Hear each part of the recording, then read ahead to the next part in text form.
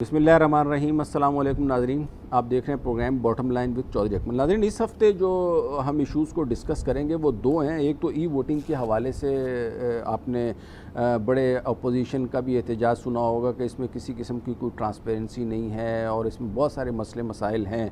ख़ास तौर पे जो इसकी ऑडिट ट्रेल है या इसका मतलब एक किस्म का कोई सर पैर नहीं है कि किसने वोट डाला, कैसे वोट डाला, कब वोट डाला। तो इसमें जो है वो रिगिंग के बहुत ज़्यादा चांसेस हैं। तो इस हवाले से हम बात करेंगे। साथ ही साथ हम जो है वो नेशनल एमडी कैट जो अभी हाल ही में एग्ज़ाम्स चल रहे हैं उसके ऊपर जो है वो पिछले दिनों बच्चों ने एहतजाज भी अपना रिकॉर्ड करवाया। उस पर भी सुनने में ये आ रहा है कि बहुत टॉपर बच्चे जो हैं वो उसमें फ़ेल हो रहे हैं। तो हमने थोड़ी सी उसकी मालूमात की, तो उसमें ये है कि जो कंपनी उसके जिसको इन्होंने आउटसोर्स किया है पाकिस्तान मेडिकल काउंसिल ने, वो भी मेरे ख्याल में फ़र्स्ट टाइम जो है वो एग्ज़ाम्स करवा रही है और इससे पहले उसका कोई ट्रायल रन नहीं हुआ या पैरेलल उसको नहीं चलाया गया या कोई भी इस किस्म की चीज़ नहीं थी। लास्ट ईयर जो है ये इन्होंने मैनुअल कंडक्ट किए थे। इस मरतबा जो है वो टोटली कंप्यूटर बेस्ड है और उसके हवाले से बहुत सी रिजर्वेशंस आ रही हैं बच्चों की, और जिसमें सबसे ज़्यादा जो मैं अगर आपको बताना चाहूँ तो उनमें नेटवर्क की डिसकनेक्टिविटी के हवाले से है। उसके अलावा जो है जो उसकी जो आंसर कीज़ हैं उसके हवाले से बड़े जो हैं वो मसाइल हैं। तो इसके ऊपर हम आज बात करेंगे। हमारे साथ एक्सपर्ट्स मौजूद होंगे और ये जो ई वोटिंग के हवाले से है उसकी मैंने थोड़ी सी ख़ुद भी रिसर्च की है, तो मैं आपके साथ शेयर करता चलूँ। देखें, ये जो ई वोटिंग की जो है वर्ल्ड वाइड भी अगर इसको देखा जाए तो अभी इतनी रिलायबल नहीं है। कई ऐसे ममालिक हैं जिन्होंने इसको अडॉप्ट किया और उसके बाद रिजेक्ट किया, और रिजेक्ट करने की जो बेसिकली जो कंसर्न्स थे उसमें वो ये था कि इलेक्ट्रॉनिकली जो है वो फ्रॉड जो है वो पॉसिबल है इसमें। इसी तरीके से जो इसमें इंसान है वो उसको वेरीफाई नहीं कर सकते कि मशीन किस तरीके से ऑपरेट कर रही है, क्योंकि ज़ाहिर है हर कोई बंदा टेक्निकल तो नहीं होता ना। कोई बंदा आके मोहर लगा रहा है किसी एक्स के ऊपर और सिस्टम में जा रही हो वाई के ऊपर, तो नो वन कैन वेरीफाई। तो इस तरह के बहुत सारे एतराज़ात हैं। इंडिया में हाल ही में इलेक्शन हुए तो उसमें भी इसके ऊपर बहुत से मसाइल हुए। तो इस हवाले से हम गुफ्तगू करेंगे जनाब ताज हैदर साहब से, सेनेटर हैं और सेनेट की स्टैंडिंग कमेटी को भी चेयर करते हैं। और साथ में हमारे मौजूद होंगे जनाब हमज़ा अब्दुल हक साहब, CEO हैं टैक्सॉल 360 के। ये ऑनलाइन जो एग्ज़ाम कंडक्ट करते हैं उनके ये CEO हैं और पाकिस्तान में और बैरून मुल्क भी इनके जो सॉफ्टवेयर्स वगैरह हैं वो इस वक्त यूज़ हो रहे हैं। Welcome to the show. Thank you so much. अच्छा, एक साथ में मसला आपने देखा होगा पिछले दिनों मेडिकल के स्टूडेंट्स को बहुत पेश आया है, और जो हम तक इत्तलात पहुंची हैं वो ये हैं कि पाकिस्तान मेडिकल काउंसिल ने इस मरतबा जो एक यूनिवर्सल एक वो ले रहे हैं टेस्ट ऑनलाइन CB जिसको हम कहते हैं, और वो मुख्तलिफ़ जगहों के ऊपर ऑल ओवर दी पाकिस्तान जो है वो हो रहा है। तो उसमें रिज़ल्ट्स जो है ना वो बड़े नताइज, मेरे पास भी काफ़ी कॉल्स वगैरह आई हैं। तो वो बच्चे उसमें बड़ा जो है वो शोर मचा रहे हैं कि जी उसमें टॉपर्स और A लेवल के 5 A's हैं, और मतलब आप ये समझिए कि अच्छी परसेंटेजेस वाले बच्चे भी उसमें फ़ेल हो गए। और जो उसको कंडक्ट कर रही है कंपनी, तो पाकिस्तान मेडिकल काउंसिल से उसके हवाले से भी, और मैटर उसका भी जो सुनने में है वो सब जुडिस है, क्योंकि वो कंपनी बिल्कुल नई नवेली है, हाल ही में फॉर्म हुई है और उसको इन्होंने एकदम से ठेका दे दिया। तो वो है, और उसके बाद फिर उसके जो नताइज हैं इस तरह के अनएक्सपेक्टेड हैं कि बड़े बड़े टॉपर किस्म के जो स्टूडेंट्स हैं वो भी फ़ेल हो गए। जी सर, आप बताइए किस किस्म के इश्यूज़ आ सकते हैं जिसकी वजह से जो है वो फ़र्ज़ करें अगर कोई सिस्टम है वो प्रॉपरली वर्क ना कर रहा हो तो वो आइडेंटिफाई कैसे होगा? देखिए, ये बिल्कुल हो सकता है कि जो सवाल हो ना उसकी आंसर की सही तरह पीछे मैप ना हुई भी हो। ठीक है। तो होता आमतौर से ये है कि जैसे अगर हमारे अपने सिस्टम की बात बताऊं तो हम हमेशा क्लाइंट्स को ये कहते हैं कि भाई आपने टेस्ट बनाया है, आप उस पर यूज़ केसेस तो रन करें। यानी मिसाल है कि आपने कहा जी मैंने टेस्ट बना दिया और मैंने 1000 केसेस को टेस्ट ऑटोमेटेड फॉर्म में, ठीक है, यानी आपने सिस्टम को टेस्ट करने के लिए कोड लिखा, उसने क्या किया, उसने जाके 1000 टेस्ट अटेम्प्ट किए। एक अटेम्प्ट के जिसमें सारे सवाल सही किए, एक अटेम्प्ट के जिसमें सारे गलत किए, एक अटेम्प्ट के जिसमें आधे सही किए आधे गलत किए, कुछ रैंडम हुए, और उसके बाद आपने उनके रिजल्ट्स को देखा कि जो एक्सपेक्टेड रिजल्ट था ये रिजल्ट उससे कितना मैच कर रहा है।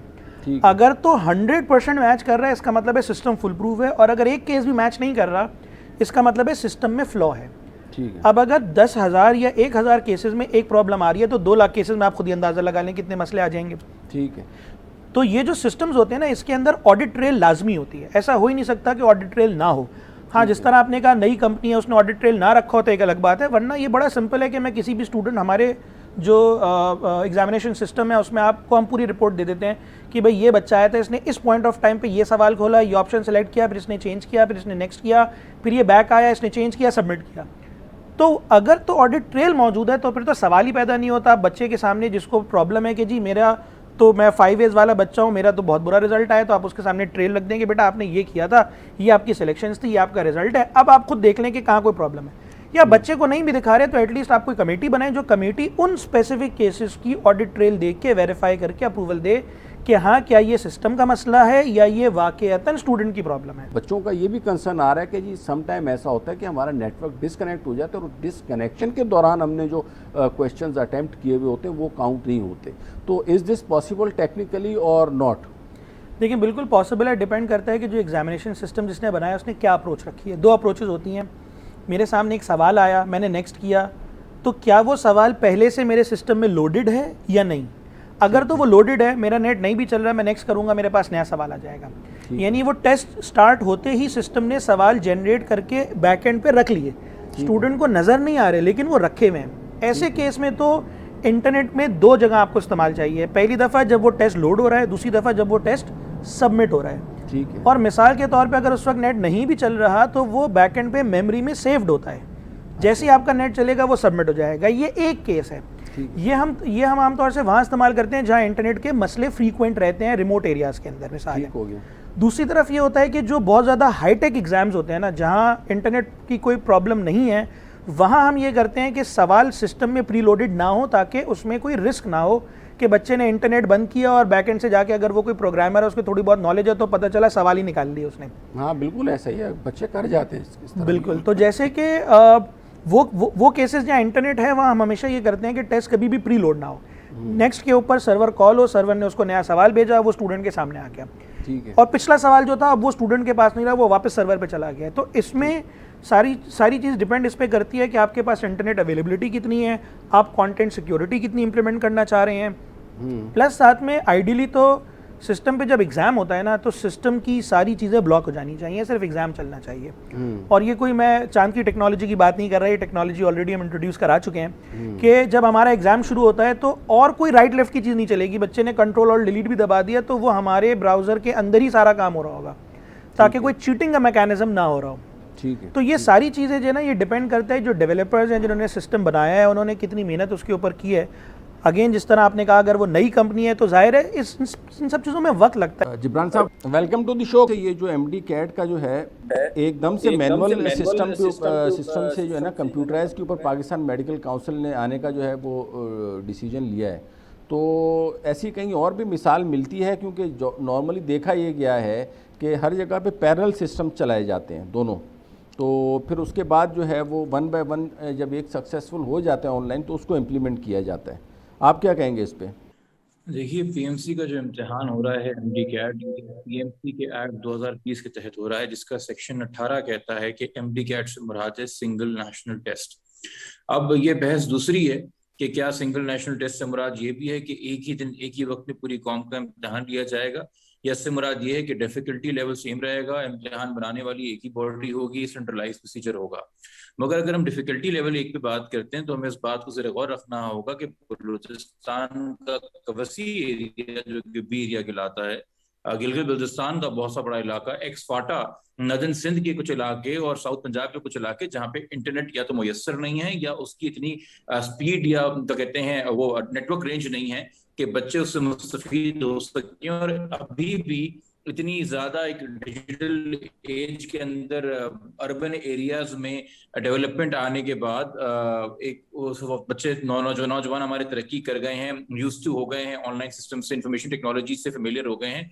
बहुत से इलाके ऐसे हैं जहां इंटरनेट ना होने की वजह से बहुत से हमारे नौजवान शायद तैयार नहीं है कि सडनली पूरी जिंदगी उन्होंने जो है वो हार्ड कॉपी किताबों से इम्तिहान की तैयारी की है और पेपर पेन लेके इम्तिहान दिया है, उनको सडनली 2 महीने के नोटिस पे कहा गया कि आप सारे के सारे ऑनलाइन आ जाएं। तो अगर कंप्यूटर लिटरेसी का लेवल देखा जाए और उसके अंदर फर्क है पाकिस्तान के तुलबा के अंदर, क्योंकि जरूरी नहीं है कि आपको एंटर करने के लिए जो है कंप्यूटर लिटरेसी भी आती हो, आपने इसके साथ वो भी सब्जेक्ट लिया हुआ हो, तो यकीनी तौर के ऊपर एक फर्क नजर आ रहा है। फिर साथ साथ हमें ये भी जेर गौर लाना होगा कि पिछली साल जो है पहला इम्तिहान था जो पीएमसी के जेर तमाम हुआ था, उससे पहले पीएमडीसी होती थी। पिछले साल 1,21,00,000 बच्चों ने इम्तिहान दिया था। हर बच्चे से 1,500 रुपए फीस दी गई थी, जिसमें कागज, पेंसिल, इन्विजिलेटर, कमरे, टेबल, डेस्क, कुर्सी, और एक दिन में पूरे मुल्क में इम्तिहान, तो कितने न जाने सेंटर्स और कितने इन्विजिलेटर्स आपको हायर करने पड़े, और फिर भी आपने 1500 में मैनेज कर दिया। और टोटल जो रेवेन्यू जनरेट हुआ पीएमसी के पास वो 18 करोड़ रुपए का था। इस साल इन्होंने एक ऑनलाइन इम्तिहान लिया है जिसको 32 दिनों पे डिवाइड कर दिया, 32 दिनों पे डिवाइड करके 64 एमडी कैट ले रहे हैं सुबह शाम करके, और सेंटर्स भी कम इन्होंने किए, कोई पेपर पेन डेस्क वगैरह का इतना खर्चा नहीं, और 6-6 हजार रुपया हर तालिब इल्म से वसूल किया गया, और अगर कोई लेट रजिस्ट्रेशन थी तो 9,000। और पीएमसी के मुताबिक 2 लाख तुलबा इस साल एमडी कैट दे रहे हैं, यानी कि 1.25 अरब रुपए का रेवेन्यू पीएमसी से जनरेट हो रहा है इस एक इम्तिहान से। तो सवाल उठता है कि ये रेगुलेटरी बॉडी है जिसका काम है तमाम तुलबा के लिए अक्रॉस पाकिस्तान निज़ाम एक बनाना, डिफिकल्टी लेवल एक बनाना, सिलेबस एक सा बनाना, या ये एक प्रॉफिट मेकिंग बॉडी है जिसका काम है कि अपॉर्चुनिटी देख के ज्यादा से ज्यादा रेवेन्यू जनरेट करना। नहीं, जिब्रान नासिर साहब, मैं आपसे ये पूछना चाहूँगा यहाँ पे कि देखिए, मेरा जो क्वेश्चन है ना वो ये है कि लास्ट टाइम जो है ना इन्होंने मैनुअल एग्ज़ाम लिया था, इस मरतबा एकदम से इन्होंने जो है ना वो उसके ऊपर आ गए कंप्यूटर बेस्ड एग्ज़ाम के ऊपर। तो उसकी वजह से देखिए सिस्टम में भी तो एरर होते हैं ना, हो सकते हैं आंसर कीज़ गलत हों, बड़े मसले मसाइल हो सकते हैं, जैसे आपने कहा कि नेटवर्क का मसला हो सकता है या दीगर मसाइल हो सकते हैं। मतलब दुनिया में कहीं भी आपको ऐसी कोई मिसाल कहीं पे भी मिलती है कि एकदम से सिस्टम को एक को स्टॉप कर दिया और नया वाला अडॉप्ट कर दिया? क्योंकि जो हमारी जो नॉलेज है उसमें ये होता है कि दोनों सिस्टम पैरेलल चलाए जाते हैं, स्टूडेंट्स को ऑप्शन दिया जाता है कि आपको कौन सा लेना है, फिर वो जो नया सिस्टम होता है उसको ट्रायल एंड रन बेसिस के ऊपर उसके एरर्स को दूर किया जाता है और फिर जो है वो अप्लाई होता है। अब यहाँ पे ये देखा गया कि एकदम से जो है वो अप्लाई कर दिया गया और जो सो कॉल्ड कंपनी है उसका भी कोई इतना बड़ा एक्सपोजर नहीं है। तो इसके ऊपर आपका क्या इनटेक है? मैं इसके ऊपर आपका व्यू जानना चाहूँगा। देखिए, ये इस मेरे ख्याल में बहस में तो हमें नहीं पढ़ना चाहिए कि दुनिया में कहीं मिसाल मिलती है कि नहीं कि पैरेलल सिस्टम था या यकदम आपने कर दिया। आप यकदम भी कोई सिस्टम इंट्रोड्यूस कर सकते हैं अगर आपने उसको इनफ टाइम दिया है तुलबा को बताने के लिए, कम से कम साल पहले का नोटिस कि अगले साल का इम्तिहान जो है ऑनलाइन होगा, इसके लिए अपनी कंप्यूटर लिटरेसी बेहतर कर लीजिए, और कोई इंडिपेंडेंट ऑडिट उस एग्जामिनिंग बॉडी का, वो कॉन्ट्रैक्टर जो आपका है जिसके जरिए टेप्स जो इदारा है जिसके जरिए आप इम्तिहान ले रहे हैं, एक तो सिर्फ इस टेंडर के ऊपर कि जो आपने इतना बड़ा इख्तियार इतने सारे पैसों के एवज दिया है टैक्स को, इस पे ट्रांसपेरेंसी इंटरनेशनल ने खत लिखा है इमरान खान साहब को। तो यकीनी तौर पे ये सिर्फ कोई मेडिकल कॉलेजेस के लिए इम्तिहान नहीं होने जा रहा, ये एक बहुत बड़ी फाइनेंशियल ट्रांजैक्शन है और लाखों तलबा का करियर जो है वो लगा हुआ है मुस्तकबिल पे। और उसके अंदर आपने जो पेपरा रूसी और बाकी जो फॉर्मेलिटीज हैं वो तक कई अदालतों के अंदर पाकिस्तान के जेर इल्तवा हैं, उनको वो पेंडिंग है एडजुडिकेशन। यहाँ पे दूसरी बात यह है कि ऑलरेडी जो प्रैक्टिस टेस्ट थे जो कि दिए पीएमसी ने, उसमें कई तुलबा ने एक्सपीरियंस किया, मैंने खुद वो आंसर्स देखे तुलबा के जो उन्होंने मुझसे शेयर किए, यहाँ सिस्टम के अंदर गलत आंसर फीड हुआ है। अब पीएमसी का कहना यह है कि प्रैक्टिस टेस्ट का क्वेश्चन बैंक हमारा अलहदा है, मेन एग्जाम का क्वेश्चन बैंक अलहदा है, मगर अगर प्रैक्टिस टेस्ट में आपकी इतनी गलतियां वाजे हो रही हैं तो स्टूडेंट की बिल्कुल प्रॉपर एप्रीहेंशन है कि आपके मेन क्वेश्चन बैंक के अंदर भी ये गलतियां होंगी और आपके सिस्टम को उस ऑडिट से नहीं गुजारा गया, उस ट्रायल रन से नहीं गुजारा गया, चाहे वो इंटरनली होता या जैसे आप कह रहे हैं पैरेलल सिस्टम के तरीके से होता। और अपनी चोरी या अपनी कोताही, अपनी कमजोरी छुपाने के लिए इम्तिहान से पहले एक रेगुलेशन निकाल दी पीएमसी ने कि हम किसी सूरत भी क्वेश्चन पेपर और आंसर की शेयर नहीं करेंगे, ताकि तुलबा ये पता ही ना लगा सकें कि एरर सिस्टम में था या उनकी तैयारी में कमी रहेगी जिसकी वजह से आंसर गलत हुआ। अच्छा, नेक्स्ट ये है कि ये एमडी कैट में जो है ना वो पीएमसी का स्टांस ये आ रहा है कि उसमें अगर आप देखें तो बड़े तादाद में टॉपर्स जो है ना वो फेल हुए हैं, चाहे वो किसी भी बोर्ड के हों, ए लेवल्स के हों, आगा खान बोर्ड के हों, इंटरमीडिएट बोर्ड के हों, फेडरल बोर्ड के हों, और उसके अच्छे अच्छे नंबर्स हासिल करने वाले बच्चे जो है ना वो फेल हुए। देखिए, अगर ये बात वो अदारा करता जो पाकिस्तान में सैट लेता है, जिससे आप अमेरिकी यूनिवर्सिटियों में एडमिशन लेते हैं, या कोई ऐसा इदारा करता जो आइल्स लेता है जिससे आप बाहर यूनिवर्सिटियों में एडमिशन लेते हैं, आपकी अंग्रेजी अच्छी होनी चाहिए तो समझ में आता, पीएमसी एक पाकिस्तान का इदारा है, यकीनी तौर पे वो जो फैसला करेगा या पॉलिसी बनाएगा वो पाकिस्तान में मौजूद जो एजुकेशन मिनिस्ट्रीज हैं और उनकी जो कैपेसिटी है, उनके ज़ेर तमाम जो स्कूल्स हैं, जो टीचर्स हैं, और पाकिस्तान की लिटरेसी इंडेक्स के ऊपर या वैसे हमारे तलबा की जो परफॉर्मेंस है एग्जाम्स में, उसकी जो ग्लोबल रेटिंग है, उसके हवाले से ही पॉलिसी बनाई जाएगी।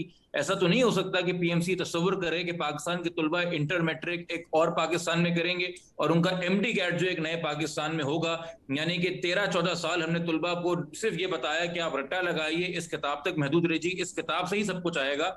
और ना सिर्फ ये, जो बच्चे प्री मेड करना चाहते हैं वो 8वीं 7वीं जमात से अपना जहन बना लेते हैं, तो आज से जितने पहले बैचेस गुजरे हैं उन्होंने भी उन्हीं किताबों से इम्तिहान दिया है। सडनली 1-2 महीने के नोटिस के ऊपर ये चेंज लेके आना कि जी अब हम किसी भी एफएससी सिलेबस के पाबंद नहीं होंगे और बच्चों के कॉन्सेप्ट चेक करेंगे, ये अगेन एक वेग रिस्पॉन्स है पीएमसी की जानिब से। यहां तक मुझे बताइए कि जो सिलेबस इन्होंने दिया उसमें जो टॉपिक्स या चैप्टर्स मेंशन नहीं है, उसमें से भी सवाल तुलबा के सामने आए हैं।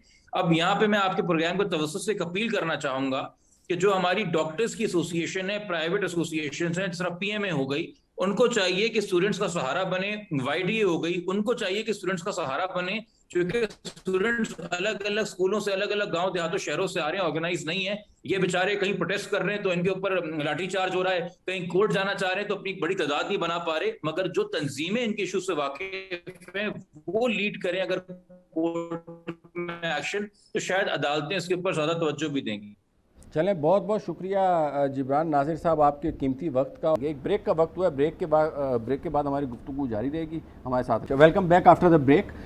ब्रेक से पहले हम बात कर रहे थे थोड़ा आईटी के हवाले से, जो ई वोटिंग का जो मैकेनिज़्म है वो किस तरीके से काम करता है। वेलकम टू द शो ताज हैदर साहब। सर, ये ई वोटिंग के हवाले से हमारे नाज़रीन को बताएं, ये क्या मुख्तलिफ जो आप उसकी कायमा कमेटी में भी हैं, जो स्टैंडिंग कमेटी है सेनेट की, तो क्या इसमें मुख्तलिफ पार्टीज़ के हवाले क्या कंसर्न्स आ रहे हैं ई वोटिंग के हवाले से? मशीन के इस्तेमाल को क्यों मना कर रहे हैं? जो मौजूदा सिस्टम है वोटिंग का और काउंटिंग का, नहीं, मौजूदा सिस्टम में मुझे कोई एतराज़ नहीं, हम तो अपने नाज़रीन, अगर एतराज़ नहीं है तो 150 अरब खर्च करके कंट्रोवर्शियल सिस्टम क्यों ले रहे हैं? नहीं, 150 अरब रुपए खर्च करके वो सिस्टम को ले रहे, लेकिन उससे आप देखें ना, स्पीड बढ़ जाएगी, एक्यूरेसी बढ़ जाएगी, और फ्यूचर में मुझे तो नहीं शिकायत है, काफ़ी हद तक कम हो जाएगी। तो ये मुझे तो शिकायत नहीं है स्पीड की। अच्छा, अगर 12 बजे तक आ जाता है रिजल्ट, जी जी, जैसा कि आया, हाँ हाँ, तो फिर क्या परेशानी? नहीं सर, मैं इंडिया में जी जी एक महीने रिजल्ट नहीं आता। ठीक है, हम ऐसे स्पेशल हैं कि हमें फौरन रिजल्ट चाहिए। जी जी, तो इसके ऊपर आप अपना डिटेल पॉइंट ऑफ व्यू देना ताकि हमारे नाज़रीन को भी समझ में आए। पॉइंट ऑफ व्यू भाई? जी सर, मौजूदा सिस्टम ठीक है। अच्छा, आप ये कह रहे हैं कि मौजूदा सिस्टम ठीक है, इसमें मतलब जो है वो किसी भी किस्म की कमी या उसकी इजाफा या टेक्नोलॉजिकली उसको करने की जरूरत नहीं है। एक ऐसा सिस्टम आप क्यों ला रहे हैं कि जिस पे एतबार नहीं है? अच्छा, तो मतलब फिर ये कंट्रोवर्शियल है, जी जी, उसको आप क्यों ला रहे हैं? नहीं सर, वो तो आपकी बात सही है ताजदार साहब। ये बताएं ना, अब इंडिया हो गया या दीगर जो ममालिक हैं वहाँ पे तो ये चीज़ एक्सेप्टेबल है, हमसे ज़्यादा उनकी आबादी है, तो ये चीज़ नहीं है। वहाँ भी अब ये डिस्प्यूटेड है। नहीं, इंडिया में तो एक्सेप्टेबल है सर, चल रहा है वहाँ पे। डिस्प्यूटेड है, अब रिसर्चेस हुई है और डिस्प्यूटेड है। अच्छा, वहाँ पे भी यार पैसे फालतू हैं आपके पास। अच्छा, कि एक ऐसा, और कई मुल्कों ने इसको छोड़ दिया। अच्छा, इस्तेमाल करके, चूंकि अब मैं तो मशीन को ऊपर से, मेरे पास तो मशीन का डिजाइन नहीं है, ठीक है, और मुझे नहीं पता कि उसके अंदर क्या कोई की लगा दी जाए या कुछ कर दी जाए। इंडिया में तो जो अब रिसर्च हुई है उसमें एतराज यही हुआ है कि बड़े आराम से ये आप बदल सकते हैं उसका पुर्जा, एक छोटा सा चिप, और इस उम्मीदवार के उस उम्मीदवार के पास मिलेगा। यार क्यों ये करना? अच्छा करना है बस, सिर्फ रेगिंग करिए। आप 150 अरब रुपए खर्च कर रहे हैं। अभी हुआ है इलेक्शन, ठीक है, किसने ऐतराज किया इस पर? ठीक है, नहीं, अब ये टेम्परिंग के हवाले से अगर आप बात कर रहे हैं कि उसमें तो जैसे उन्होंने शहबाज गिल साहब ने तो फरमाया है कि जी वो तोड़ के भी स्टैम्प दिखा दी कि वो टेम्परिंग तो इस मैनुअल सिस्टम में भी पॉसिबल है। तो कोई लॉजिकल किस्म के अगर ग्राउंड्स हमारे पास अवेलेबल हों तो हमारे नाजरीन को बताएं कि लॉजिकल ग्राउंड्स। आप एक तो आप ये कह रहे हैं कि अननेसेसरी जो है ना इसके ऊपर एक्सपेंस हो रहा है 150 अरब रुपए, ठीक है सलमान, ये बात सुन लो कि पहले तो ये देखो कि 2018 में गड़बड़ क्या हुई। ठीक है, 2018 में गड़बड़ ये हुई थी कि पोलिंग एजेंटों को आपने बाहर फेंक दिया था। ठीक हो गया, ठीक है, तो कोई ऐसी मशीन इजाद कर लो, ठीक है, कि जो पोलिंग स्टेशनों को बाहर फेंकने से रोक ले। भाई जो गड़बड़ हुई थी उसी को ठीक करना है ना सर। अब देखें उसकी मशीन तो है एजुकेशन और अवेयरनेस, ठीक है ना। अगर हमारी आवाम में एजुकेशन और अवेयरनेस आ जाएगी तो ये सारी चीजें नहीं होंगी ना। एक टर्म्स इजाद कर ली गई है जिनका कोई मानी मतलब नहीं है, अवेयरनेस फलाना और टेक्नोलॉजी। अरे भाई जो गड़बड़ हुई थी 2018 में, आपकी टीम गई थी किसी पोलिंग स्टेशन, ठीक है, मार के भगा दिया था मीडिया की टीमों को, ठीक है, कोई मीडिया की टीम अंदर नहीं दाखिल हो सकी। वो अपना कार्ड दिखाते रहे, उनको धक्के पड़ते रहे, ठीक है। हाँ, आप ये नहीं कहेंगे कि प्रॉब्लम ये थी। बिल्कुल ऐसे ही है। नहीं तो दिखा दीजिए कोई 2018 की काउंटिंग की जो आपने बनाई है। सर इसको 2018 से हम को रिलेट ना करें ना, हम तो बात और नहीं यार, देखो ये बात गलत है जी जी कि इतना बड़ा फ्रॉड हो और आप उस पर बात ना करना चाहें। कि बिल्कुल करना चाह रहे हैं सर, हम तो बिल्कुल ओपनली डिस्कस करना चाह रहे हैं ना आपसे, इसीलिए तो हम आपका व्यू मांग रहे हैं। Part of the fraud, excuse my words. ठीक है, अगर आप एक फ्रॉड को एक्सपोज नहीं कर रहे, उसके बाद आप कह रहे हैं कि हम मीडिया हैं, नहीं देखिए मैं तो सर इस मामले पे इस वक्त बिल्कुल न्यूट्रल हूँ और आपका ओपिनियन जानना नहीं, आप बिल्कुल न्यूट्रल नहीं है। माफ कीजिए, आप कह रहे हैं कि जो गड़बड़ हुई है उसका कोई वास्ता ही नहीं है, लिंक ही नहीं है। नहीं मैं ये नहीं कह रहा, ना मैं ये कह रहा हूँ वास्ता है, ना मैं ये कह रहा हूँ कि वास्ता नहीं है। मेरा सिर्फ आपका ओपिनियन लेना है कि आप उस चीज को ठीक करें। जी जी, और जैसे ही वो चीज ठीक हुई तो सबके एतराजात खत्म हो गए। ठीक है, इतने बाई इलेक्शंस हुए, कैंटोनमेंट के इलेक्शन हुए, कोई एतराज नहीं कर रहा। ठीक है, लेकिन आप फिर से वही रिवाइव करना चाहती है अगर तो बिस्मिल्लाह। तो उसके लिए पहला स्टेप आपके ख्याल में क्या होना चाहिए? अगर हमने सिस्टम को पहला स्टेप ये होना चाहिए कि ऐसी मशीन इजाद कीजिए जिसमें फौजी आपके पोलिंग एजेंट को बाहर ना फेंके। सही है, नंबर 1 पोलिंग एजेंट को बाहर ना फेंके। ठीक है, दूसरा सर कोई ऐसी मशीन लाइए। ठीक है, और ये जो नई रिसर्च हो रही है ना कि रिगिंग के अंदर हर दफा कोई नया तरीका निकाल लेते हैं, ये जरा सा रुके। सर ये 2013 में भी या इससे पहले जो इलेक्शन है उनमें भी ये सारी चीजें हुई थी, ये सिर्फ 2018 के इलेक्शन हर दफा रिगिंग के एस्टेब्लिशमेंट नए तरीके निकालता है। अच्छा, यानी हम सोच भी नहीं सकते थे, दिन भर पोलिंग इतने आराम से हुई, बड़े सिविलाइज्ड माहौल तरीके से। ठीक है, हम सोच भी नहीं सकते थे कि उठा के बाहर फेंक देंगे। ठीक है, फिर हम ये भी नहीं सोच सकते थे कि ये ईवीएम लाके ऐसी बात करेंगे लाके। ठीक है, जबकि इतने जो जिमनी इलेक्शन है वो बगैर शिकायतों के हो चुके और ये कैंटोनमेंट के इलेक्शन हो चुके, जिसमें कोई किसी सिर्फ इसलिए कि सब लोगों को उसी वक्त चाहिए रिजल्ट। ई वोटिंग के हवाले से ताजदर साहब एक थोड़ी सी मैं वो करूँ, एक पेपर बेस्ड भी होती है जिसमें जो है ना वो बैलेट पेपर जो है वो तो पूरे का पूरा जो है वो स्टैम्प हो जाता है, सिर्फ और सिर्फ उसकी जो काउंटिंग वगैरह और आगे का जो प्रोसेस है वो इलेक्ट्रॉनिकली होता है। तो आप भाई हमने इसको तय कर लिया था कमेटी में। जी जी, हमने इस पे तय कर लिया था जी। मेरा प्रपोजल नहीं था, अली मोहम्मद खान साहब का था। अच्छा, मेरा प्रपोजल था कि जो आइडेंटिफिकेशन के लिए बायोमेट्रिक सिस्टम, ठीक है, जिससे हर एक फैमिलियर है, ठीक है, जो भी आइडेंटिटी कार्ड लेता है वो जाके मशीन पे अंगूठा रखता है, ठीक है, उस पर एतबार है। तो वोटर आइडेंटिफिकेशन के लिए बायोमेट्रिक ठीक है मशीन रख लीजिए। ठीक है। अली मोहम्मद खान ने कहा कि अगला स्टेप ये कर ले कि सिस्टम ये है कि बैलेट पेपर इशू हुआ, आपने मोहर लगाई और मोहर लगा के बैलेट पेपर को एक मशीन से पास किया, तो जब वो निकला तो आपने बैलेट बॉक्स में डाल दिया। ठीक है, ठीक है। अच्छा सर, मैं देखिए इनको क्योंकि एक कंसेंसस की तरफ जा रहे थे, इसलिए मैं गड़बड़ नहीं करना चाह रहा। ठीक है, नहीं तो वो जो पर्ची निकली थी उसमें से जो इनकी वोटिंग मशीन में से, उसे मैं डिब्बे में डालने के बजाय अपनी जेब में डाल लेता। ठीक है। और ये पूछते हैं कि क्यों डाल रहे हैं, मैं कहता जी इस पर्ची में मुझे पैसे मिलेंगे।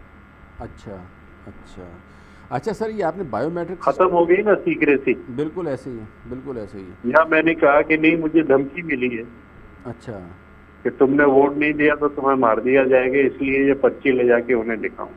अच्छा अच्छा। यानी वो पर्ची अगर मैं हम्म उस डिब्बे में ना डालूं, अपनी जेब में रख के चला जाऊं, हम्म, कौन रोकता है मुझे?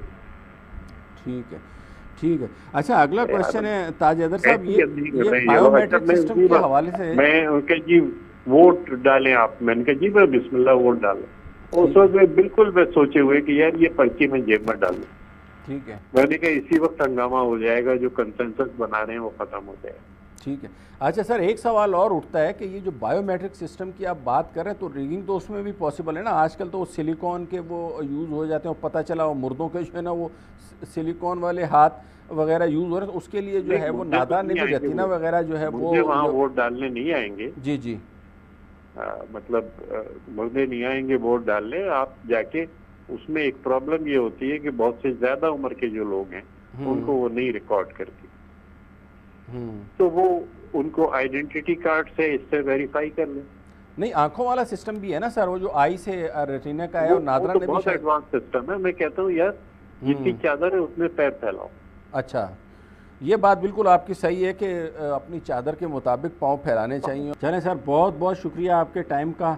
Welcome to the show Kanwar Dilshad साहब। सर, ई वोटिंग के हवाले से इलेक्शन कमीशन के जो एतराज़ात हैं उनको हुकूमत संजीदा क्यों नहीं ले रही, और बल्कि उल्टा जो है ना वो मुख्तलिफ वज़रा और हुकूमत जो है ना वो इलेक्शन कमीशन को मुतनाज़ा बनाने की कोशिश कर रहे हैं, उसकी वजह क्या है?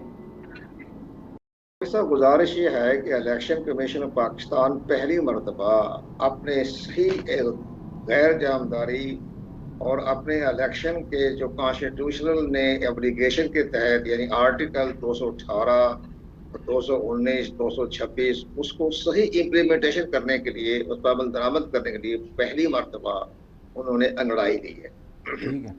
इससे पहले जो होते थे हमारे जज जो होते थे सुप्रीम कोर्ट के, वो आमतौर पर तो ख्याल नहीं करते थे, जो भी हुक्म आया इलेक्शन कमीशन को, कहीं से भी कोई लॉ में अमेंडमेंट आ गई, उन्होंने ऑर्डर पास कर दिया तो उन्होंने आगे उसको अमल दरामद कर दिया। उसकी कोई आर्टिकल 218 की रूह कभी देखी ही नहीं आज तक, जिसका मैं भी गवाह हूँ।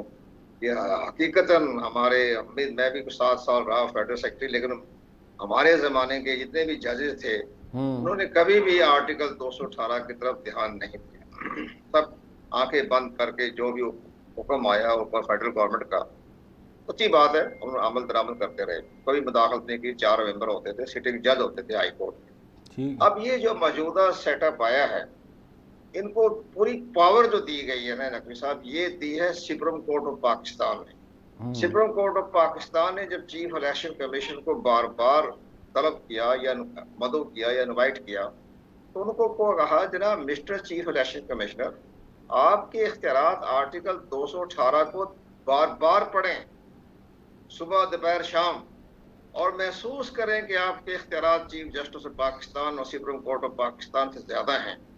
आप उस पर अमल दरामद करें आइंदा इंतखाबात करवाने के लिए। तो उन्होंने इस पर गौर खोज किया। तब ये जो इलेक्ट्रॉनिक वोटिंग मशीन के बारे में जो हुकूमत ने उनको एक ज़बरदस्ती उनके ऊपर थ्रस्ट किया कि जनाब बस हमने तैयार कर दी और तुम अपने गुलामाना तरीके से इसको आप अमल दरामद कराएं।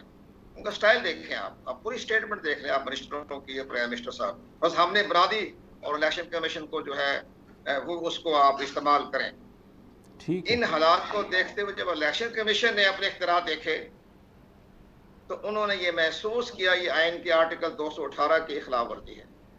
उसमें शफाफियत नहीं है, राजदारी नहीं है, उस पर टेम्परिंग है, उसमें चिप लगाई जा सकती है, उसका साइबर तब्दील किया जा सकता है, उसका सोर्स तब्दील किया जा सकता है। तो ये उन्होंने एतराज़ात लगा दिए। पहली बात ये थी कि हुकूमत को, प्राइम मिनिस्टर साहब को, के वज़रा को इलेक्ट्रॉनिक वोटिंग मशीन पर कोई बात करनी नहीं चाहिए थी। एक कह देते जनाब ये इलेक्ट्रॉनिक वोटिंग मशीन है, आप इस पर अमल दरामद कराएं। लेकिन बहरहाल उन्होंने उसके ऊपर थ्रस्ट किया और उन्होंने अपनी ताकत इस्तेमाल की। तो उन्होंने अपने एक टेक्निकल पॉइंट, 10 पॉइंट बड़े इंपॉर्टेंट हैं जो कि इलेक्ट्रॉनिक वोटिंग मशीन से वाबस्ता है, और 27 ऐसे हैं जो हुकूमत भी कहती है, हम भी कहते हैं कि इसमें कोई एडमिनिस्ट्रेटिव प्रॉब्लम है, एडमिनिस्ट्रेटिव अथॉरिटी का मामला है। तो वो ठीक है, वो इलेक्शन कमीशन ऑफ पाकिस्तान पे जो तवज्जो दिलाई है हुकूमत ने, वो हुकूमत अपनी जगह पे दुरुस्त है, वो ठीक कहते हैं। Welcome back after the break. अच्छा, नेक्स्ट ये है सर कि ये ई वोटिंग अगर इम्प्लीमेंट हो जाती है तो इसका क्या नुकसान क्या है आपके ख्याल में? मतलब टेक्नोलॉजी का इस्तेमाल मतलब गलत है या क्या है? अगर ये हो भी जाती है तो उसकी कोई apart from the decision of election commission या गवर्नमेंट एक टेक्निकल बात करें, बीइंग आपका भी इलेक्शन कमीशन का वसी और इस तजर्बा है, तो अगर ये इम्प्लीमेंट हो जाती तो इसका हरज क्या है सर? जनाब बिल्कुल दुरुस्त फरमाया आपने। इलेक्ट्रॉनिक वोटिंग मशीन एक बेहतरीन सिस्टम है, ठीक है, शफाफियत के लिहाज से भी, और हम एक नए मॉडर्न दौर में भी दाखिल हो सकते हैं डिजिटल में। लेकिन इसको हुकूमत ने जिस अंदाज से इसको कंट्रोवर्शियल बना दिया, ठीक है, उससे तमाम सियासी जमातें, स्टेक होल्डर जो हैं वो भी अलर्ट हो गए, उन्हें भी शक शुबा हुआ। इलेक्शन कमीशन ने भी अपने इख्तियारात को इस्तेमाल करते हुए उसमें बहुत से एतराज़ात लगा दिए। असूली तौर पर जो इलेक्शन कमीशन ने इतराज लगाए वो एक कमेटी के जरिए साइंस, टेक्नोलॉजी, IT और पाकिस्तान के बड़े बड़े जो इंफॉर्मेशन टेक्नोलॉजी के माहिरीन हैं उनकी खिदमात हासिल करके उसका रास्ता निकाला जा सकता था। इसके साथ साथ ये है, ये बिल्कुल वहाँ तो इसके हक में है, लेकिन इस अंदाज से अब ये अच्छा भला मैंने भी अपने स्टैंडिंग कमेटी जो थी, कायमा कमेटी सेनेट की, मैंने भी एड्रेस किया था और मैंने भी अपने वही पॉइंट पेश किए थे जो इलेक्शन कमीशन ने बाद में पेश किए। तो उस पर बात बड़ी अच्छी तरीके से गुफ्तगू हो गई। लेकिन जो फ्राइडे को, जुमे को, वो जो इलेक्शन कमीशन पाकिस्तान अपना सरकारी खत, आप हैरान हो गए नकवी साहब, वो सरकारी खत इलेक्शन कमीशन ने खुद ने दिया।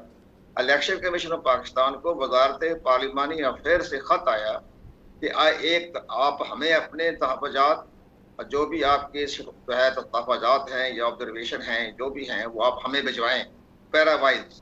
और साथ ही उन्होंने ये भी कहा कि जनाब ये इसका पैरावाइज कमेंट जो हैं आप ताज हैदर साहब को भी पेश कर दें, क्योंकि वो कायमा कमेटी के चेयरमैन हैं। ये हुकूमत ने कहा था इलेक्शन कमीशन। तो हुकूमत, अब इलेक्शन कमीशन तो अपने उन्होंने एक गैर जानदार तरीके से अपने तहफ़्फ़ुज़ात बयान कर दिए, तहफ़्फ़ुज़ात कहें, एतराज़ात कहें, सिफारिशात कहें, तजवीज़ कहें, लेकिन वहाँ अच्छा भली बहस हो रही है, फैसले हो रहे हैं कि इसके बाद कानून साजी करनी है। इलेक्शन कमीशन का पॉइंट ये था कि पहले कानून साजी कर लें, जब कानून साजी होगा तो लॉ ऑफ लैंड पर अमल दरामद करना हमारा फर्ज है। लेकिन वहाँ अचानक हमारे एक मोहतरम वजीर हैं जनाब आदिल स्वाति साहब, मेरे अच्छे दोस्त भी हैं, लेकिन ब्लड प्रेशर का हमेशा मरीज रहते हो, तो वो उन्होंने अचानक इलेक्शन कमीशन पर जो अटैक किया, लफाजी हमला कर दिया, तब बात बिगड़ गई। और इस बात ठीक है, आप एतराज कर सकते हैं, उनके इख्तियारात को चैलेंज कर सकते हैं, उनको ये कहना जी आप करप्ट हैं, महा करप्ट हैं, नवाज शरीफ से आपके ताल्लुकात हैं, आप पैसे पकड़ते हैं, पैसा लेते हैं, तो ये बातें इर्रेलेवेंट थी जो नहीं कहनी चाहिए थी। बाकी कह देते जनाब हमें आपके तमाम तजावीज़ हम रिजेक्ट करते हैं, इसको हम इसको नहीं मानते, आप इंफॉर्मेशन टेक्नोलॉजी की मिनिस्ट्री की टीम आ रही है, वो आपको गाइड करेगी, बस ये बात कह देते, बात खत्म हो जाती। ठीक है। लेकिन उन्होंने जो जिस अंदाज, फिर इसके बाद 2 घंटे के बाद नकवी साहब एक बहुत बड़ी प्रेस कॉन्फ्रेंस, वजीर इत्तलात व नशरियात, ज़ाहिर है पूरा मीडिया के कंट्रोल में है, वो आ गए, बाबर अफगान साहब बड़े कॉन्स्टिट्यूशनल माहिर हैं, वो भी आ गए, और इसके साथ साथ हमारे आदम साथी साहब ने वही लफ्ज़ उन्होंने खामोशी इख्तियार नहीं की, उससे बढ़ चढ़ कर इलेक्शन कमीशन पर अटैक कर दिया। और फिर तीसरे दिन उन्होंने कराची में गए और जनाब गवर्नर सिंध के साथ खड़े होकर फिर इलेक्शन कमीशन ने पाकिस्तान की सालमियत पर हमला कर दिया। तो ये सारी चीजें हमें पसंद नहीं आई। हमें क्या था, ये तो आपने एक इलेक्शन कमीशन अब सबोताज ही कर दिया ना। अब इलेक्शन कमीशन तो इस पर खड़ा हो गया, स्टैंड ले गया, जो उसके इख्तियारात है वो तो आपको ही पता है, हमें ही पता है। ठीक है कमर दिलशाह साहब, आपका ये पॉइंट तो समझ में आता है कि पहले हुकूमत को कानून साजी करनी चाहिए थी, उसके बाद जो है वो ई वोटिंग की तरफ जाना चाहिए था। अब यहाँ पे हुकूमत ने बया वक्त 2-3 महाज खोल लिए। एक आपकी नॉलेज में होगा, ये मीडिया वालों के साथ भी, ये मीडिया अथॉरिटी के हवाले से जो PMDA का जो बिल लेके आ रहे हैं ये लोग, पाकिस्तान मीडिया डेवलपमेंट अथॉरिटी के हवाले से, तो अब एक तरफ सियासी पार्टियों से भी कन्फ्रंटेशन कर रही है, इलेक्शन कमीशन से भी कन्फ्रंटेशन कर रही है, तो इससे क्या हासिल होगा? क्या जो जमहूरियत के लिए नुकसानदेह नहीं है क्या ये? अब जो सिनेरियो हमें नजर आ रहा है, आप एक बड़ी हैरान कुन बात है, हम बड़ा एहतराम करते हैं प्रेसिडेंट ऑफ पाकिस्तान का, उनका भी रेफरेंस दिया है इलेक्शन कमीशन ने कि जनाब इससे एक दिन पहले ऐवान सदर में मीटिंग हुई तो आजम स्वाति साहब ने इससे भी ज्यादा एक इंतहाई तलखनमा अंदाज में बहुत गलत लैंग्वेज में इलेक्शन कमीशन को खिताब किया और सदर साहब खामोश बैठे रहे, ये हंसते रहे, मुस्कुराते रहे। तो ये चीज़ें जो हैं मुझे बड़ी हैरानगी होगी। पाक फेडरेशन के सदर हैं डॉक्टर आरिफ अलवी साहब, बहुत बड़े लिखे काबिल आदमी हैं और हर हालात को भी समझते हैं। उन्होंने उस वक्त क्यों नहीं आजम सवादी को खामोश किया, क्यों नहीं उन्होंने बाकी जो मिनिस्टर आए हुए थे क्यों नहीं खामोश नहीं किया उन्होंने। लेकिन बहरहाल उन्होंने अपने रेफरेंस में जो नोटिस भेजा है वो भी जिक्र किया हुआ है। अब एक और जनाब बड़ा जो मामला इलेक्ट्रॉनिक वोटिंग मशीन का तो मामला एक तरफ हो गया है। अब तो इलेक्शन कमीशन ने अपनी सालमियत को बचाना है ना, नोटिस जारी किए हुए हैं और साथ उन्होंने ये भी कहा कि हालात खराब होते जा रहे हैं। अब तो हमारे दोस्त मिनिस्टर साहब जो हैं फवाद चौधरी, उन्होंने कहा जरा मैंने तो कुछ भी नहीं कहा, जो मैंने कहा ये तो काबीना का मुतफ़िका फैसला था कि आप उनकी राय थी, वो राय मैंने आवाम के सामने पेश कर दी। अब ये फवाद चौधरी साहब ने पूरी काबीना को अपने लपेट में ले लिया। अब ये जो बात आगे जाएगी, रेफरेंस जाएंगे, नोटिस जाएंगे, शौकात जाएंगे, तो वहाँ भी ये बातें सामने आएगी। तो ये तो एक तरफ हम रखते हैं। देखिए जहाँ तक टेक्निकल बात है तो जनाब तो इसके फेवर में है इलेक्ट्रॉनिक वोटिंग मशीन। इसके जो खदशात हैं इलेक्शन कमीशन ने पेश किए हुए हैं, इसको दूर किया जाए और दूर हो सकते हैं। बड़े बड़े जो हैं टेक्नोलॉजीज पाकिस्तान में मौजूद है, बाहर कनाडा में भी हैं। और लेकिन एक बात है, आप जर्मनी में आप तशरीफ रखते हैं तो जर्मनी तो इस सिस्टम को गैर कानूनी करार दिया हुआ है। 167 ममालिक दुनिया में, जिसमें 9 मुल्कों में तो ये नाफज है और बाकी किसी दुनिया में नहीं है, बरतानिया में नहीं है, अमेरिका में 50-50 है। जब मैंने अमेरिका का विजिट किया था, मैंने 2008 में ओबामा के इलेक्शन को मैं देखने गया था, मुझे पेंटागन की और स्टेट डिपार्टमेंट ने मुझे इनवाइट किया था। तो वहाँ हमने ये देखा, हमारे साथ honourable chief election commissioner justice Qazi Farooq साहब भी थे। तो उन्होंने एक सवाल किया एक खातून वोटर से कि आप अपने बैलेट पेपर के जरिए क्यों वोट कास्ट कर रही है, वाशिंगटन की बात कर रहा हूँ। उस खातून वोटर ने बड़ी मायूसी में कहा कि जनाब जो इलेक्ट्रॉनिक वोटिंग मशीन है सर ये बिल्कुल फ्रॉड है। उस वक्त चीफ इलेक्शन कमिश्नर पाकिस्तान के साथ खड़े थे, नेपाल के चीफ इलेक्शन कमिश्नर, अफगानिस्तान के चीफ इलेक्शन कमिश्नर और कनाडा के चीफ इलेक्शन कमिश्नर वहीं खड़े थे, उनके साथ ही मैं भी वहीं खड़ा था। तो बहरहाल उन्होंने ये कही फ्रॉड है, वो बड़े हंसे, हमारे दोस्त इतने भी थे। उसके बाद जहाँ जहाँ 15-20 पोलिंग स्टेशनों पे गए तो चीफ इलेक्शन कमिश्नर हमारे बड़े बड़े लिखी इंसान है, उन्होंने हर जगह ये सवाल किया जनाब बैलेट पेपर क्यों इस्तेमाल हो रहा है, उनका वो तो इलेक्ट्रॉनिक वोटिंग मशीन का फ्रॉड है। तो ये एक इसका अमूमी तासर ये पाया जाता है। मैं ये अर्ज कर रहा हूँ आपसे, जर्मनी ने भी नहीं है, नॉर्वे ने भी, हाईलैंड ने, नीदरलैंड ने इसको गैर कानूनी करार दिया हुआ है। तो ये इस वक्त पाकिस्तान को भी चाहिए कि जब इंडिया ने 25 साल लगाए हैं तो आप इसको 2 साल 3 साल 4-5 साल लगा लें, स्टेप बाई स्टेप कर लें और काजी पेशावर कोटा में पहले कर लें। अभी लोकल गवर्नमेंट के इलेक्शन तवक्को है, शायद फरवरी मार्च में हो जाए, वहाँ इस्तेमाल कर लें। जहाँ जहाँ इसकी खामियां है वो दूर करते जाए। ठीक है कमर दिलशाद साहब, बहुत बहुत शुक्रिया आपका आपके टाइम देने का। सर ये बताएं, ये ई वोटिंग के हवाले से हमारे नाजरीन को थोड़ा बताएं, ये क्या है, इसके क्या फ़ायदे क्या हैं और इसके नुकसानात क्या क्या हैं और ये किस तरह काम करते हैं। देखिए मैं तो ये समझता हूँ कि ये एक बहुत अच्छा इनिशिएटिव है। रीज़न बीइंग के जो अभी हमारा वोटिंग का मैकेनिज़्म है, नए मैकेनिज़्म में कोई भी चीज़ कम नहीं हुई है। मिसाल है कि पहले हम ठप्पा लगा के बैलेट बॉक्स में डालते थे, अभी भी बैलेट बॉक्स में जा रहे हैं। फ़र्क यह है कि पहले हम मैनुअली स्टैंप लगाते थे, अब वो स्टैम्प जो है वो मशीन से जनरेट हो रहा है। ठीक है। तो पहले के सिस्टम में और अब के सिस्टम में, नए सिस्टम में कोई चीज़ कम नहीं हुई है। यानी अगर कोई कहता है कि पहले का सिस्टम बिल्कुल सही था तो वो नए सिस्टम को गलत नहीं कह सकता। हाँ ठीक है, सब कुछ तो वैसा ही है, बस फ़र्क क्या हो रहा है कि क्रॉस चेकिंग का मैकेनिज्म ऐड हो रहा है। कि मिसाल है बैलेट बॉक्स के अंदर हम कहते हैं कि पार्टी ए को 10,000 वोट मिले, पार्टी बी को 12,000 मिले, तो मशीन उस चीज़ की तस्दीक कर रही है कि क्या वाकई ऐसा है या ऐसा नहीं है। अगर ऐसा नहीं है तो इसका मतलब है उस बैलेट बॉक्स को दोबारा खोल के रीचेक करने की ज़रूरत है। ठीक है। तो मैं ज़ाती तौर पे समझता हूँ कि ये जो सिस्टम इंट्रोड्यूस किया जा रहा है ये एक क्रॉस चेकिंग मैकेनिज्म है जो कि जो डिस्प्यूट्स हैं उनको कंपैरेटिवली पहले के मुकाबले में कम करेगा। ठीक है। हाँ, लेकिन ये ज़रूर है कि देखिए टेक्नोलॉजी जो होती है ना वो कभी भी आपको फुल प्रूफ सिस्टम नहीं देती है, जिसकी वजह से जितने पॉसिबल यूज़ केसेस हैं वो गवर्नमेंट को चाहिए कि पहले से इवैल्यूएट कर ले। जैसे कि मिसाल है, मैं कहता हूँ जी मैंने बल्ले पे ठप्पा लगाया था लेकिन मेरा प्रिंट शेयर का निकल आया, एक मिसाल है। तो अब सवाल है कि जी ऐसे केस में होगा क्या। हो सकता है मैं झूठ बोल रहा हूँ और मैं जानबूझ के चाह रहा हूँ कि मशीन के ऊपर एक सवालिया निशान क्रिएट किया जाए कि जी मैंने तो इस पर लगाया था, निकला ये है और मैं ज़बरदस्ती सोशल मीडिया पे न्यूज़ चैनल में जाके कहूँ कि जी ज़ाती तौर पे मेरे साथ ऐसा हुआ है, ऐसा हुआ है नहीं हुआ, नोबडी नोज़, ठीक, क्योंकि वो तो बॉक्स के अंदर हो रहा है। तो इस तरह के जो यूज़ केसेस है ना, जो कि कल को उस सिस्टम के ऊपर सवालिया निशान क्रिएट कर सकते हैं, वो हमें पहले से सोच लेने चाहिए। सिमिलरली एक मिसाल है कि जी मशीन के अंदर कोई चिप लगी है कि नहीं है। जैसे अगर मैं आपको बताऊं तो जब मैंने वोट डाला, मशीन जो काउंटिंग कर रही है वो कहाँ स्टोर कर रही है, किसी हार्ड डिस्क में स्टोर कर रही होगी, किसी रैम में स्टोर कर रही होगी, जैसे मोबाइल में हमारे पास स्टोरेज है। अब अगर कोई उस रैम को निकाल के दूसरी रैम लगा देता है जिसके अंदर अलग वोट्स हैं, पहले से प्री डिफाइंड डेटा है, उसमें प्री डिफाइंड डेटा है, आपने उसको रिप्लेस करके दूसरा लगा दिया, आपने मशीन को तो टेम्पर कर दिया, लेकिन क्या आप साथ साथ बैलेट बॉक्स को भी टेम्पर कर सकते हैं? नहीं कर सकते ना।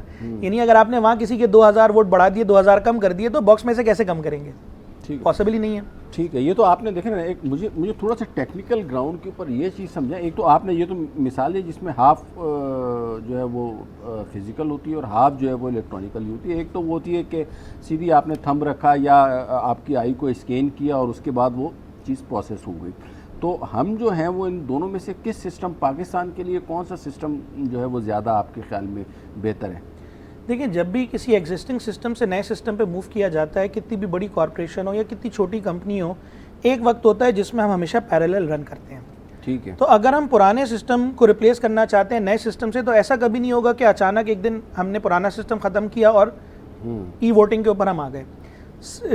एक इलेक्शन, 2 इलेक्शन, 4 इलेक्शन, 10 इलेक्शन ऐसे होंगे जो पैरेलल चलेंगे। तो बहरहाल बॉटम लाइन इस हवाले से नाजरीन ये है कि अगर इस किस्म का कोई भी एक्सपेरिमेंट किया जाए, चाहे वो ई वोटिंग मशीन हो या उसकी ऑनलाइन सीबीज हों, ख़ास तौर पे एमडी कैट, तो वो चीज़ें सीएसएस की तरह ये एक एग्ज़ाम है जो बच्चा मैट्रिक से इसका स्टार्ट होता है और इंटर तक इसका मुहित होता है।